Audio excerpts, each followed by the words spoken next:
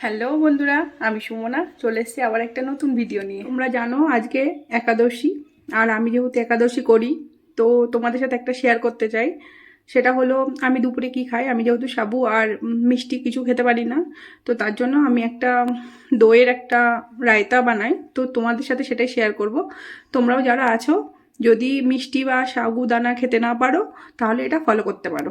আমি যেটা বানাবো তার জন্য মেন লাগবে টক দই, আর এখানে আছে ভাজা বাদাম, আর তার সাথে আছে শসা, লঙ্কা কুচোনো আর পিঙ্ক সল্ট। শুরু করি তাহলে।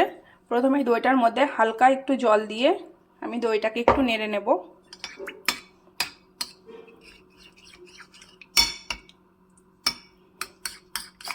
তারপরে দিয়ে দেবো এই যে শসা, লঙ্কা আর পিঙ্ক সল্ট, আর দেবো সামান্য একটু গোলমরিচ গুঁড়ো। এখানে কিন্তু চাট মশলা ব্যবহার করা যাবে না, কারণ ওটাতে তোমার পেঁয়াজ রসুন থাকে ওর সাথে, তো এটা ইউজ করা যাবে না। আর দেখো এরকমভাবে মিশিয়ে নিয়েছি, আর সবশেষে দিয়ে দেবো বাদাম ভাজাগুলো।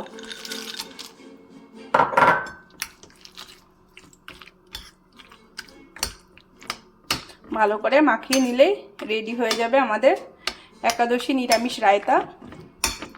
তোমরাও এটা ট্রাই করতে পারো, আমার তো খুবই ভালো লাগে। তো ভিডিওটা ভালো লাগলে লাইক করো। বাই।